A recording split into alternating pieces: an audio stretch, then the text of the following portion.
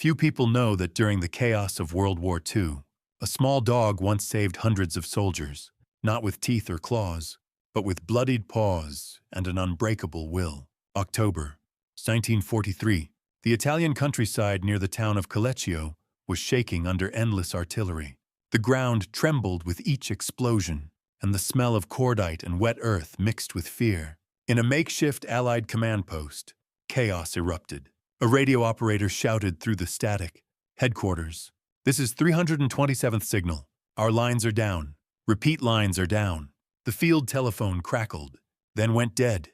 Communication with the front was lost. Moments later, an American liaison officer received a coded dispatch. It was the worst possible news. Airstrike scheduled on Collecchio in 30 minutes. That might have sounded like good news, except for one horrifying detail. The British troops had already taken the town. If the airstrike went ahead as planned, hundreds of Allied soldiers, their own men, would be obliterated by friendly fire. The radio was gone. The wires had been shredded by artillery. There was no vehicle left that could make it through the German barrage. A captain slammed his fist on the table. "Damn it! We can't reach them. They'll bomb our own boys." And then someone whispered, "The only hope left. Send the dog." Everyone turned. In the corner of the tent, lying quietly beside a crate of rations, was a small mixed-breed messenger dog, ears perked, tail low, eyes alert. His name was Joe. He had already run messages across enemy lines before. He'd been trained by the U.S. Army Signal Corps, a living communication line, faster and more reliable than any man could be under fire. The sergeant knelt, holding a small leather pouch. Inside it, a slip of paper with coordinates, a desperate plea to abort the airstrike. He fastened the pouch to Joe's collar, placed his hand on the dog's head, and whispered, "Go, Joe, go save them." Outside, the battlefield roared. Mortars screamed across the valley. Shrapnel tore through trees and fences.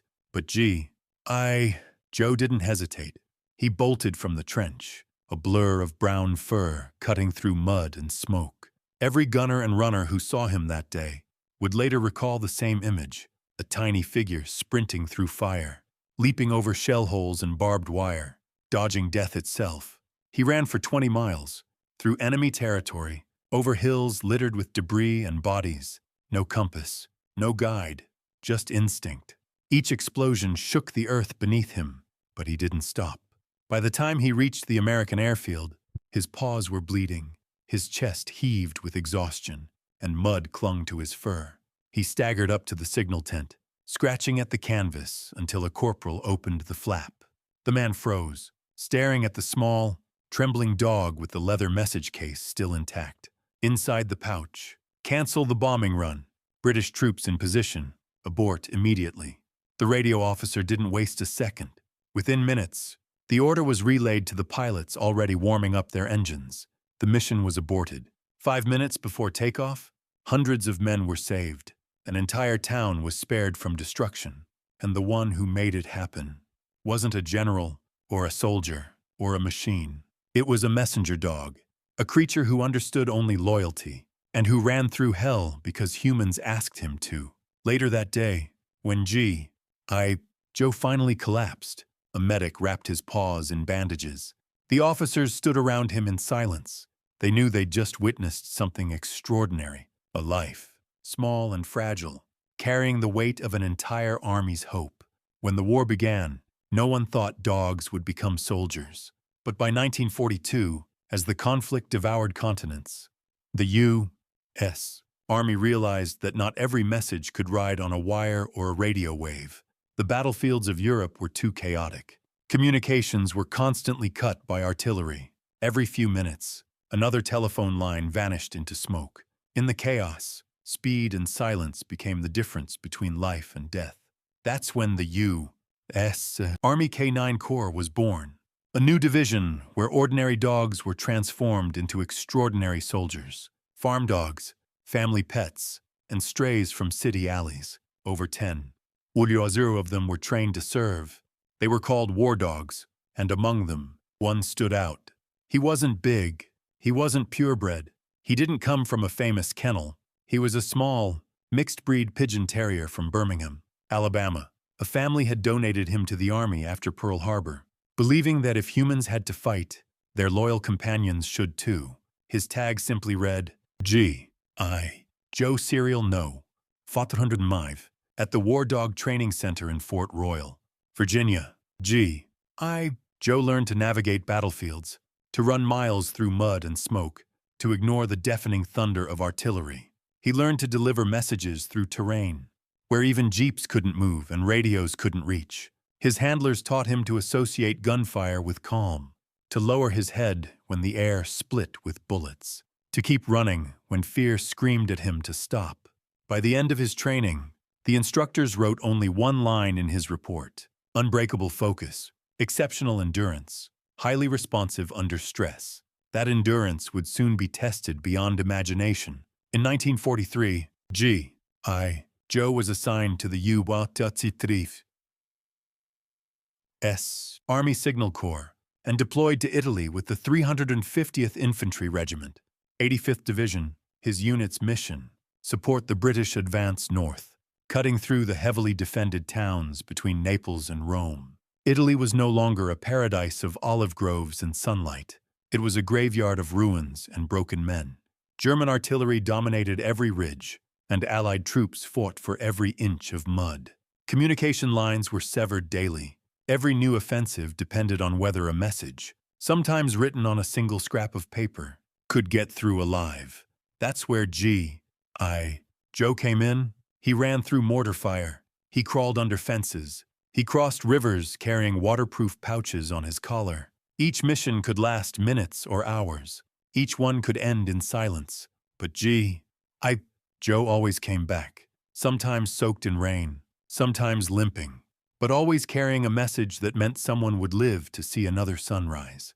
Then came the operation at Collecchio, October 18th, 1943. The British 56th Division was tasked with taking the town, a vital crossroad on the route to Bologna. American forces supported them from the south, but the fighting was brutal, and communications were fragile. A storm had rolled in the night before, turning the roads into rivers of mud. The radio lines were already weak. No one realized that headquarters had not received confirmation that the town was secured, so the airstrike scheduled to flatten Collecchio at dawn was still on. The message to abort had to travel 20 miles, through a valley littered with artillery craters and German machine gun nests. No human runner could survive it. The only one who could was already waiting. When the order came, G.I. Joe was strapped with the most important message of his life. The men knew what that meant. One officer quietly wrote in his journal that morning, "If he makes it, the men will live. If not, we'll die by our own planes." At 7:00 a.m., G.I. Joe took off. The rain had stopped, but the ground steamed with smoke. Shells exploded on both sides as he sprinted through open fields. Observers later said they saw him darting between blasts, disappearing into smoke, then emerging again smaller, faster, unstoppable. The distance was 20 miles. He covered it in just over an hour. By the time he reached the American airfield, his body was shaking. His paws were torn open, but the message pouch was still there intact. He had arrived just 5 minutes before takeoff. That single act, a dog's instinctive obedience and courage, prevented one of the worst friendly fire disasters in the Italian campaign. The Royal Air Force later confirmed that over 150 men were in the target zone when the airstrike was called off. When the story reached headquarters, few could believe it. But the reports matched perfectly. The coordinates, the time, the messenger all verified. The Army filed it officially. Mission success. Message delivered under fire by G.I. Joe, K9, U.S. Army Signal Corps. A year later, the British War Office awarded him the Dickin Medal, the highest honor for animal bravery, often called the Animal Victoria Cross. The inscription read, "For saving the lives of British troops by delivering a message through enemy fire, averting the bombing of an Allied unit." He returned home a hero. But for those who'd seen him run through the storm that day, no medal could capture what he represented, the silent courage that exists even in the smallest of hearts. The morning of October 18th, 1943, broke like a wound in the sky. Smoke still hung over the valley, and the ground was slick with blood and rain. At the edge of the ruined village, a handful of British signalmen huddled around their field map, faces gray with exhaustion and disbelief. Their radios were gone. Every wire leading out of Colecchio had been shredded by artillery, and now the sound of aircraft engines echoed faintly over the horizon. They looked at one another, realization dawning. If they didn't warn headquarters, their own planes would soon be dropping bombs on them. Captain Richard Allen, the ranking officer, stared at the mud beneath his boots. He whispered, "We've got 30 minutes, someone muttered. "We'll never make it through that barrage." Another replied, "There's one way left." Silence fell. Then, without another word, the captain turned toward the small shelter beside the trench. Inside, curled against an ammo crate, was a small brown and white dog, alert, silent, watching. "Joe," the captain said quietly. The dog raised his head. Allen crouched and tied the leather message case to Joe's collar. His hands trembled slightly, not from fear, but from knowing what he was asking. He looked the dog in the eyes and whispered, "They're counting on you, boy. Get it there. Run like hell." A gunner opened the trench gate. Cold wind rushed in, carrying the stench of cordite and burning fuel. For a heartbeat, everything was still. Then go. Joe leapt forward. Mud splashed beneath his paws as he sprinted into the gray morning. Behind him, the captain watched until the little figure vanished into the smoke. The valley between Colecchio and the Allied base was 20 miles of hell. German mortars still rained down from the ridges. Abandoned tanks smoldered beside shattered olive trees. Every step was a gamble, every second a miracle. Joe ran low to the ground, weaving through craters. His ears flattened against the thunder of shellfire. A shell burst barely 10 meters away, spraying dirt and shrapnel across his flank. He stumbled but kept running. Somewhere ahead, a group of British infantrymen saw him dart out of the fog. One of them yelled, "Bloody hell! Look at that dog!" They watched in stunned silence as he raced past, a blur of determination and mud, heading toward the front lines. Halfway through the valley, a collapsed bridge forced him to cross a flooded stream. The current was strong, the kind that could drag a man under. Joe waded in, the water rising to his chest. The current spun him around, slamming him against a log. He clawed at the mud, dragging himself up the opposite bank, shaking violently, then broke into another sprint. Up ahead, the ground rose into rocky hills, and on those ridges, the Germans were waiting. Machine guns barked, tracer rounds ripped through the air like angry fireflies. Joe darted between bursts, every bullet hissing past within inches. He didn't flinch, didn't hesitate, didn't understand that death was chasing him, only that someone, somewhere, needed him to keep going. By now, his paws were bleeding. He had been running for nearly an hour, his breathing ragged, his legs trembling. But the instincts drilled into him at Fort Royal kicked in. Stay low. Keep moving. Follow the smell of oil and smoke, the scent of Allied engines, the promise of safety. As he reached the final ridge, the landscape opened up. Below lay the American airfield. Dozens of planes lined up on the tarmac, their engines roaring to life. Joe stumbled, then forced himself forward. He ran down the slope, mud spraying behind him. A jeep swerved to avoid him, the driver yelling, "What the?" A corporal by the signal tent heard scratching at the canvas wall. He turned and froze. A small, mud-caked dog stood there, panting, trembling, a leather message case still fastened to its collar. "Good God," he whispered. He pulled open the pouch. The message read, "Cancel airstrike. British troops in target zone. Abort immediately." The corporal didn't even stop to think. He bolted into the tent, shouting, "Stop the planes. Stop the damn planes." Within minutes, the radio operator relayed the order to the control tower. A signal flare shot into the sky red, the color of abort. On the runway, the pilots throttled down. Engines wound down one by one, leaving only silence. The clock read 07:52 a.m. The first bombs would have dropped at 08. Joe had arrived with 8 minutes to spare. The officer in charge found him lying in the mud near the tent, his paws raw, his fur torn by shrapnel. He knelt beside him and said softly, You did it, soldier. Joe's eyes half closed, his chest rising and falling with shallow breaths. Someone brought water, another wrapped his legs in gauze. For a long moment, the hardened men of the Signal Corps stood in silence, staring at a creature that had just done what no man could. That afternoon, the news spread across the lines. From trench to trench, men spoke his name. Did you hear? The dog made it.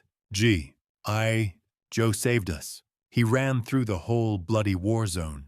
By nightfall, even the officers at headquarters were calling him the miracle runner. But Joe didn't care about medals or headlines. He slept curled up beside the field radio that night, his head resting on the same case that had carried the message. Outside, the sky was quiet. No bombers came, no friendly fire fell, because one small dog had outrun death itself. For hours, the battlefield had been a storm without mercy. But at that single moment, 7:52 a.m., October 18th, 1943, everything stopped. Engines that had been roaring seconds before went silent. The roar of bombers faded into the sky. The red flare, the signal to abort, arced upward, burning against the gray clouds like a final heartbeat of hope.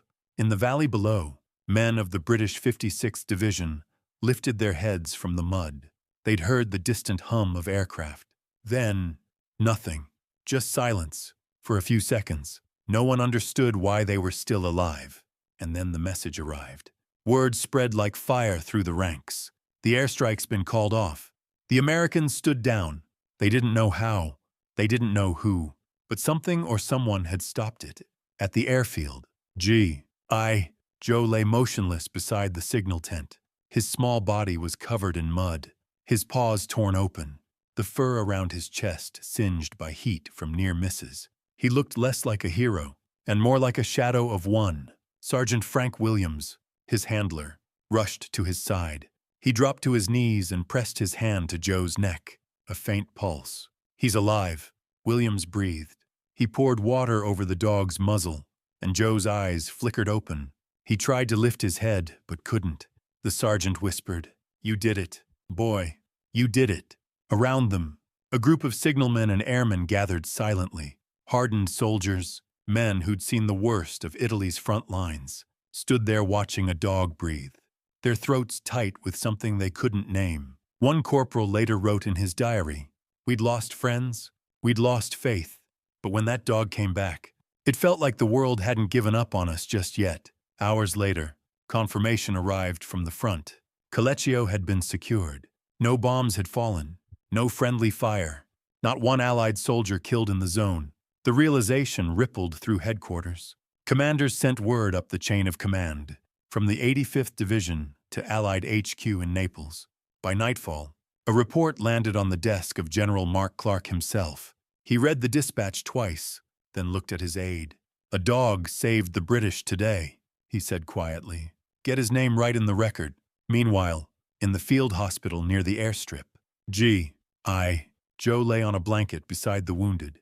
A medic cleaned his paws and wrapped them in white bandages. Every few minutes, the little dog whimpered softly, but his tail moved, faintly. Whenever he heard footsteps, outside, British officers arrived from the front to thank the Americans. When they learned who had delivered the message, they asked to see him. One of them, Major Thomas Finch, stood at the doorway, hat in hand. He saluted the small shape on the blanket and said, "You saved my men. Lel. You did more than any of us could have." He reached down, and Joe's paw, wrapped in gauze, lifted just enough to touch his glove. It wasn't much, but in that moment, every man in the room felt the weight of it. For the rest of that week, Joe became a silent symbol across the Allied lines. Posters appeared in command posts reading, "Run like Joe." He was photographed by the Army Signal Corps, the same men whose lives he'd saved. In one image, he sits upright, his collar still carrying the scuffed message case, his bandaged paws barely visible under his fur. Behind him, flag and the battered ruins of the Italian countryside. That photograph would travel the world. Newspapers in New York, London, and Toronto printed it under one headline, "The Dog That Delivered Hope." But the moment that defined everything came weeks later, when the British War Office sent a small velvet box to the Signal Corps. Inside was the Dickon Medal, the highest honor an animal could receive in wartime. It bore the simple inscription, "For saving the lives of Allied troops by delivering a message through enemy fire." At a quiet ceremony on November 29th, 1943, Joe stood beside his handler as the medal was placed around his neck. Reporters captured the moment. One asked the sergeant, "Does he know what he's done?" Williams smiled faintly. "He doesn't need to. He just knew we needed him." And that was enough. That night, as the camp lights dimmed, Joe slept beside the radio set as he always did. Outside, artillery echoed faintly in the distance. But for once, the men slept soundly. The message had been delivered. The mission was over, and somewhere, deep in the heart of war, a dog had proven that courage doesn't always walk on two legs. The war raged on for 2 more long years. Italy, France, the Ardennes, the Pacific. The world kept burning, but somewhere between those endless fronts, the story of a small dog who outran death began to travel quietly among soldiers. Letters carried it home, a footnote in dispatches, a whispered reminder that courage still existed. For men trapped in the mud and madness, the name Joe became a symbol. It wasn't just about a dog. It was about hope, that even in the worst of times, something pure could still break through the smoke. When the guns finally fell silent in 1945, Joe returned home to the United States with the 85th Division. No parades, no trumpets, just the hum of the troopship as it crossed the Atlantic. He walked off the gangway with his handler, Sergeant Frank Williams, the same man who had knelt beside him in the mud 2 years earlier. In Williams's duffel bag was a single keepsake, a small leather message case, still stained with dirt from Colecchio. The Army retired Joe with full honors. He was awarded a certificate by both the U.S. and British governments, and the Dickon Medal was placed in a glass display at the National War Dog Memorial. But the medal didn't matter to him. Back in Alabama, Joe lived quietly with a family who adored him, chasing children across grassy fields instead of artillery fire. He slept soundly for the first time in years, no longer listening for the whistle of shells, no longer running toward danger. Sometimes, Sergeant Williams would visit him. They'd sit together on the porch, the man looking out at the trees, the dog resting his head on his boot. Williams once told a reporter, "I've seen men freeze in terror, and I've seen them do brave things. But that dog, he didn't think, he just ran." Maybe that's what courage really is, doing what has to be done, even when you don't understand why. Years later, historians would look back on that day at Colecchio and call it one of the most remarkable acts of animal service in modern warfare. The U.S. Army Signal Corps documented the mission, noting that Joe's message saved the lives of over 150 British soldiers and countless civilians. The British War Office described him as an example of gallantry that will live in the records of war. But for those who were there, it wasn't gallantry they remembered. It was silence. The silence after the roar of engines stopped. The silence that meant they were still alive. And that silence was bought by one small heartbeat that refused to quit. When Joe passed away years later, his grave was marked simply, Joe U.S. Army Signal Corps. He ran 20 miles through hell to save the living. Visitors still leave dog tags, pennies, and folded notes at his resting place. Some are from veterans, some from children who read about him in school, others from people who never served, but somehow feel that they know him. Because his story speaks to something older than war: loyalty, duty, faith, love without condition. When you stand before that small grave, there's no sound of battle anymore, only wind through grass, and maybe, if you listen closely, the echo of paws against the earth, the rhythm of a run that changed everything. History remembers generals and politicians, strategies and treaties, but sometimes history is saved by a heartbeat, by a creature that doesn't understand orders, only trust. As one British officer wrote in his war diary, "We fought for victory, he ran for love," and that made all the difference.